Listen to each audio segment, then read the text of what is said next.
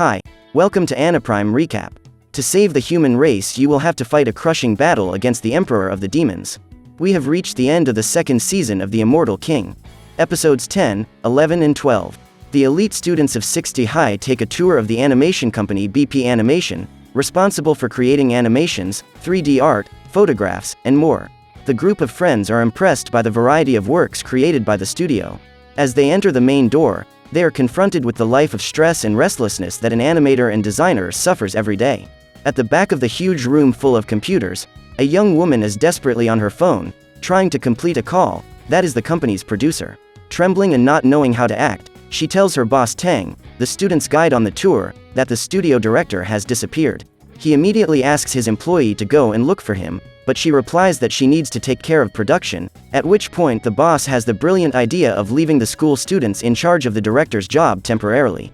Chen Zhao is elated and full of joy when he hears the news, but the producer doesn't think this is a good idea. After all, none of them have any experience in animation and everything could go wrong. But Mr. Tang tells her that most of the projects are already practically finished and nothing bad can happen. His other employees, upon hearing the announcement, are wary of the change, but accept it anyway. The boss then explains to the group that the director's job is to oversee the work of the designers and ultimately choose the most qualified animators for the project. Already in their first minutes as directors, Kuo Hao and Chen Zhao make a cartoonist very angry with their comments regarding the animation he was working on, stating that the drawing did not flow well because it had too little FPS in the editing. In order to demonstrate his real potential, he makes use of the art of liver bursting, a powerful technique that leaves his body enveloped by a golden aura, and with this his pen moves by itself. It is an extremely powerful ability, being used by people who have a power similar to that of a golden pill. Sun Rong, after seeing this technique, asks the head of the company if it wouldn't be easier and faster to draw that way.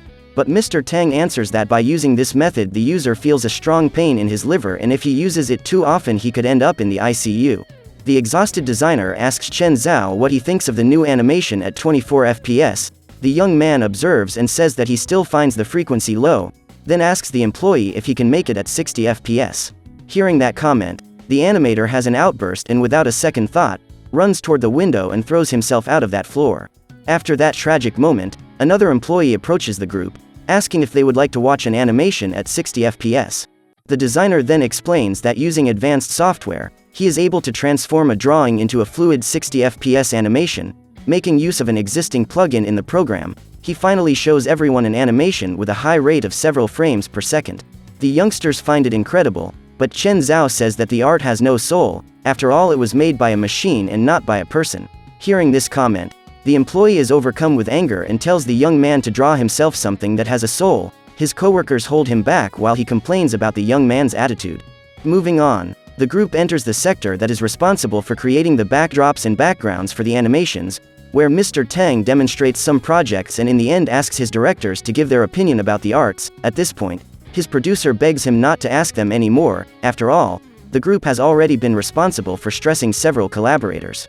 The employee explains that the person in charge of the sets was Mr. Zhu, an elderly man who had been working every day for more than half a year, who would not last very long due to his liver being worn out from hard work. The boss says that after finishing that art, he could go back to his hometown to finally get married. The man thanks him with a nod. Meanwhile, Chen Zhao and his friend were running around the room, having fun with their swords.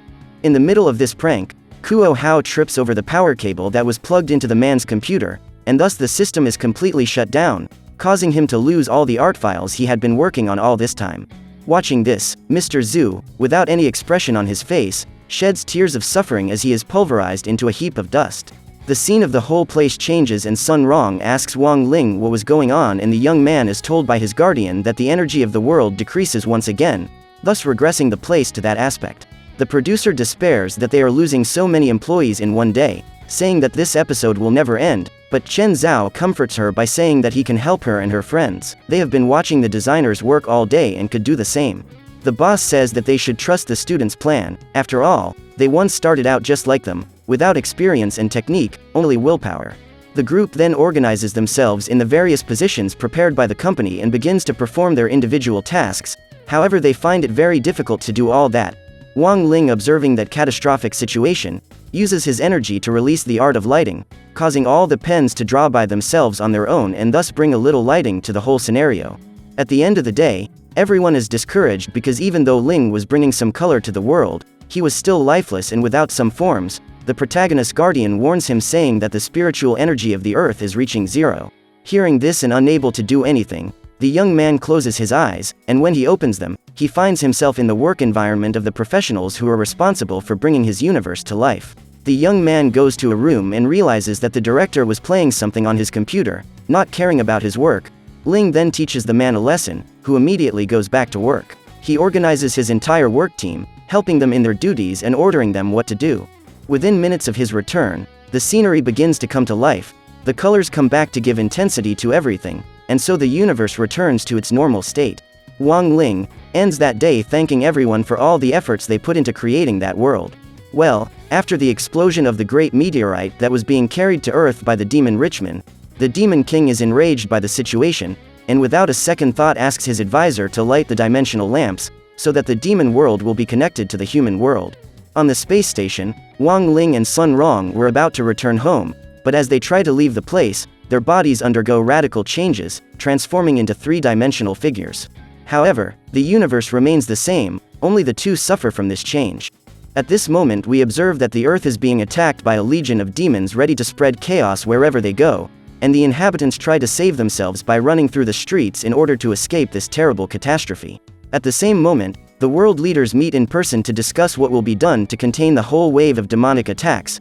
Zhou Yi claims to have a plan to eradicate with the otherworldly beings. His strategy is at the 59 high school, where is the portal where the creatures are being released. Using the student's testing device, a user could conjure a huge lightning bolt at that place, ending with all the monsters. However, he explains that they will need a person who possesses gigantic spiritual energy, in which case it would be the world's #1 professional, but he was not present at the meeting. At the space station, Wang Ling and Sun Rong try to leave the place, but realize they are trapped in a space cycle. The girl asks how they will get out of that situation, and the young man replies that the only one who can get them out is Jing Ke, their guardian spirit, who would be able to break the dimensional wall. Meanwhile, Jinky is still going back to his master. After all, he was thrown an absurd distance to destroy the big meteor. In the demon world, the master of the trotting frog explains to his boss that he has trapped his biggest threat in a space dimension with his three-dimensional seal. That way no one would be able to get out of that place. On Earth, the terrible battle between humans and demons continues. The hero Zhou Yi tries to contain some of the attacks while drawing the creature's attention so that the inhabitants can escape safely. Still trapped in the space station, Ling manages to gain access to the control panel of the place, and by adjusting the settings, he is able to increase the quality of the body features and remove the frame rate limit from his and his friend's body. Attracting the monsters to the courtyard of 59 High, the world leaders put their plan into practice, so one of them stands in the center of the testing structure and immediately a black cloud begins to form on the site, releasing a rain of thunder that covers a huge area. The heroes of Elite 7 support their master and intensify even more the power of thunder, knocking down all the demons that were circulating in that place. The moment of celebration lasts little because then a portal opens in the sky of the city and a large meteor comes out of it. The world leader once again concentrates all his forces and tries to stop the new threat with his hands. At that very moment, the king of the demons, observing this scene, smiles and with a simple gesture, conjures another meteor on top of the old man, who at that moment can't stand the enormous pressure, being crushed by the weight of the meteorites. We also find out that not just 2 meteors were conjured, but countless of them were coming out of portals in the city sky, causing a huge wave of mass destruction across the planet, and out of them came more demons that helped spread the chaos. Back at the space station, the 2 youngsters observe the destruction of the planet from space. Wang Ling has one last plan to get rid of the seal that held them there. The young man takes a mirror and asks Sun Rong to hold another, so they would overload the graphics card with several repetitive movements. The protagonist also asks his friend to call her sword guardian so that they could use the particles she carried with her. At that instant the seal reaches its rendering limit, being destroyed with the dimensional lamps that held them in that place. Quickly the 2 students return to their real appearances and Ling warns his friend that he needs to save the world.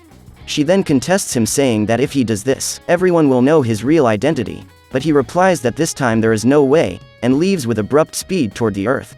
When he arrives at the battlefield, everyone notices his incredible presence, being wrapped by a golden aura all over his body. However, when he was getting ready to go into action, a butterfly girl figure appears by his side. She says something to the young man and the 2 disappear from the place, leaving only a symbol in that place. In a world different from humans, where a race of beings who look similar to Earthlings reign, A father tries to teach his daughter to master her butterfly powers so that she can finally free her wings and fly. However, her training is interrupted because demons were invading that territory, ready to attack and destroy everything in their path.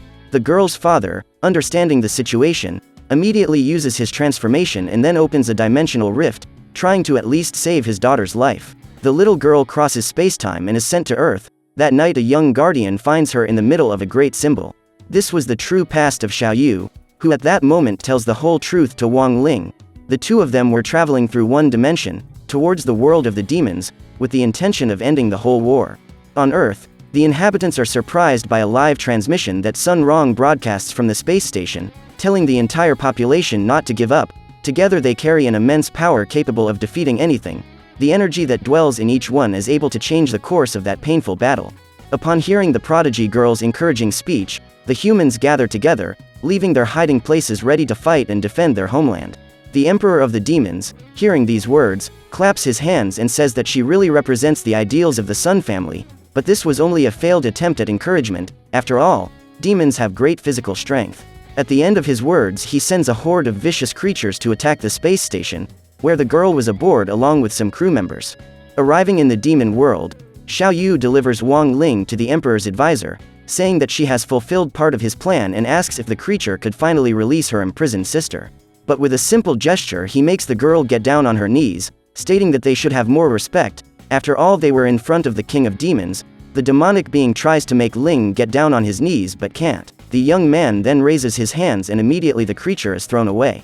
The Emperor is excited when he sees this scene. Not just anyone could make him get up from his throne. The young man asks the Lord if he were to defeat him, the whole war would end. The Demon King then asks what is the name of the human who intends to challenge him. Wang Ling begins to introduce himself, but is quickly interrupted by a strong energy-laden punch thrown by his opponent. However, the young man defends himself, holding the immense impact with only one hand. On the space station, Sun Rong receives help from the wooden sword. The protagonist's guardian tells the girl that his master is fine and whoever is facing him at this moment is going to have a big problem. In the demon world, Wang Ling throws the emperor away, knocking him to the ground. The creature challenges him by saying that he has faced kingdoms that were stronger than humans, but has never seen someone with this power. The protagonist then says that he has misjudged humanity and that his arrogance will be the reason for his defeat. The demon becomes enraged and flies away, claiming to be faster than the young man, at which point an incredible aerial battle takes place in that world. High-speed blows are exchanged in mid-sky.